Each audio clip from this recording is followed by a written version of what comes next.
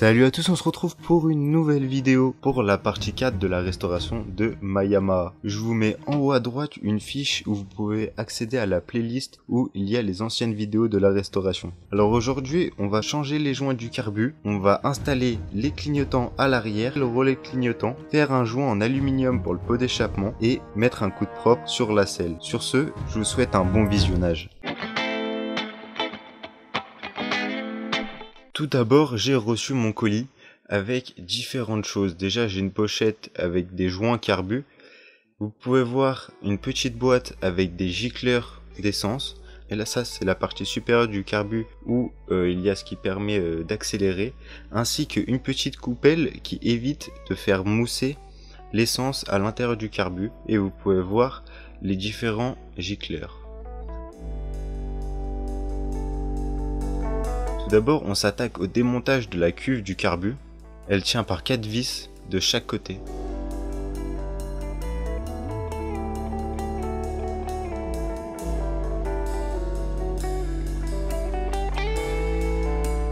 On peut voir l'ancien joint du carbu qu'on va venir enlever parce qu'il est fatigué. On peut voir au milieu couleur un peu dorée, ça c'est le gicleur d'essence du carbu. Il est un peu trop gros, on va dire, il envoie un peu trop d'essence pour le carbu.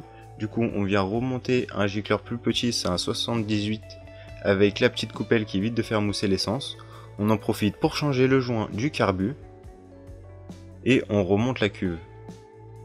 J'ai contrôlé également les flotteurs pour voir s'il n'y avait pas de problème.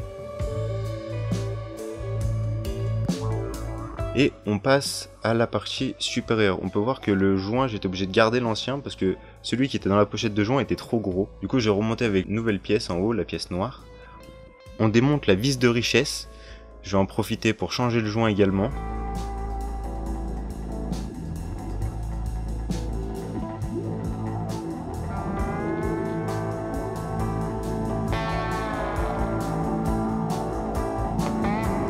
Et je démonte l'arrivée d'essence. À l'intérieur, on a un filtre à essence avec un petit joint. Je profite du démontage pour nettoyer le filtre à essence et changer le joint.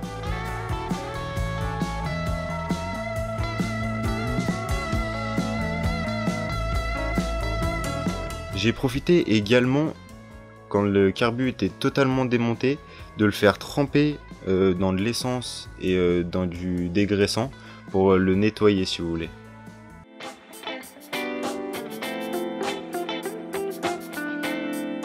On passe à la fabrication de mon joint en aluminium. Alors je vais utiliser une technique totalement de blédard. Je vais prendre des feuilles d'aluminium que je vais replier les unes sur les autres. Je vais faire ça plusieurs fois.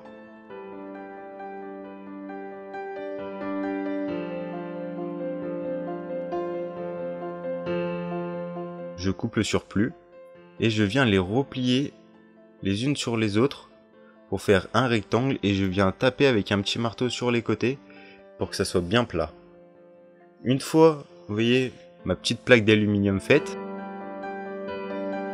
je vais venir la positionner sur mon pot d'échappement pour avoir la forme et avec un ciseau, je vais couper mon joint d'aluminium. Vous pouvez voir que j'ai coupé à l'intérieur et à l'extérieur, ça me fait plein de petits cercles en aluminium que je vais venir bourrer dans le pot d'échappement. Là où vous pouvez voir, en fait, cette partie du pot d'échappement, c'est celle qu'on vient visser au moteur. Et à ce niveau-là, ça fuyait vu qu'il n'y avait pas de joint. Et du coup, il y avait du gras qui fuyait du pot d'échappement, il y avait de la fumée qui sortait par ici, et c'est pas bon pour le moteur. Du coup, j'ai fabriqué ce joint. On vient réinstaller le pot d'échappement sur la moto.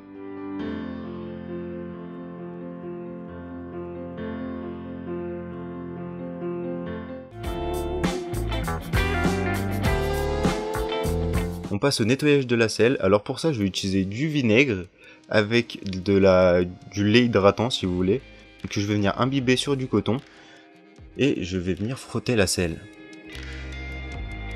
On peut voir que je mélange le vinaigre avec le lait.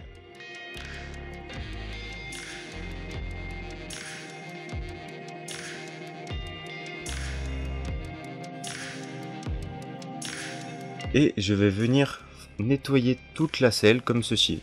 Le but c'est pas de la faire revenir parfait, le but c'est de la dégraisser, d'enlever la poussière qu'il y a dessus et d'essayer d'un peu raviver son éclat pour essayer de la conserver. Sans doute dans une prochaine vidéo, je vais retinter la selle. Du coup, je vais acheter de la teinture rouge pour teinter la selle et de la teinture blanche pour réécrire le logo Yamaha.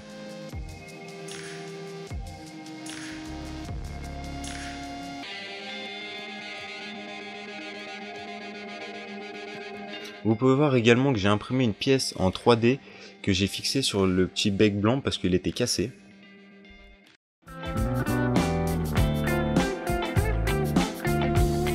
On passe à la partie électronique, du coup je démonte la selle et le réservoir pour avoir accès au faisceau électrique.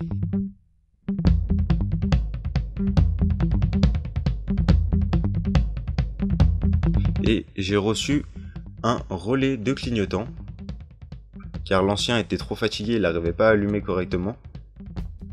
Et on va venir enlever l'ancien et remettre le nouveau. On peut voir en fait que sur le relais il y a une espèce de caoutchouc, et du coup je garde le caoutchouc de l'ancien parce que le nouveau ne correspond pas pour y fixer sur le cadre. On peut voir le faisceau électrique à l'avant au niveau du phare, que j'ai tout refait. Alors je vais pas forcément vous expliquer ce que j'ai fait parce qu'il y avait plein de parties qui étaient coupées, etc. Du coup j'étais obligé de tout refaire avec mon voltmètre, de tester. Enfin, ça m'a pris des jours. Et j'en ai profité pour mettre des petites ampoules dans le compteur. Du coup j'ai une ampoule pour le clignotant et une ampoule pour le niveau d'huile, ainsi qu'une ampoule pour le rétroéclairage du compteur. On peut voir le carburant remonté et le faisceau terminé.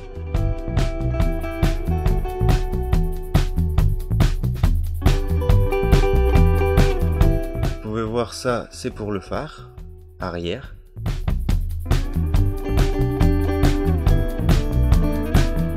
Et les différents fils que je tiens dans la main, en fait si vous voulez il y a deux fils noirs, ça c'est avec les masses pour les clignotants, et un fil marron et un fil vert, et cela c'est pour les clignotants également. Vous pouvez voir à l'avant j'ai fabriqué un espèce de culot d'ampoule que je suis venu mettre avec un domino. Ça c'est du bricolage à l'arrache mais pour l'instant ça fait le taf. Et j'ai imprimé également une pièce en 3D. À l'intérieur j'ai mis une petite encoche pour pouvoir mettre mon boulon, et en fait je vais venir passer mon clignotant à l'intérieur. Parce que étant donné que l'arrière de mon châssis a été coupé, pas par moi mais par l'ancien propriétaire, je peux plus fixer les clignotants.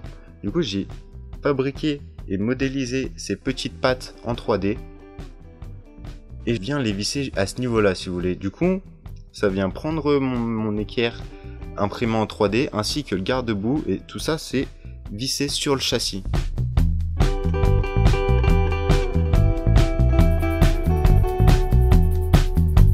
On peut voir que ça a quand même une belle gueule, les clignotants là de chaque côté qui sortent juste à ce niveau là. Moi j'aime beaucoup, normalement d'origine ils sortent plus vers la bavette, au niveau du garde-boue de la bavette si vous voulez, au niveau de la plaque en fait. Et là les décaler, je trouve que ça lui donne un style qui est pas mal. J'espère que cette vidéo vous aura plu, c'était la partie 4. Je vais sans doute vous faire encore une partie 5, je sais pas si je continuerai après. Du coup sur ce, j'espère que cette vidéo vous aura plu, n'hésitez pas à la liker, allez checker ma chaîne dès qu'il y a des vidéos qui vont vous intéresser. Il y a toujours l'affiche en haut à droite sur la playlist avec mes anciennes vidéos de la Yamaha depuis le début jusqu'à maintenant. Et sur ce, je vous dis à une prochaine vidéo.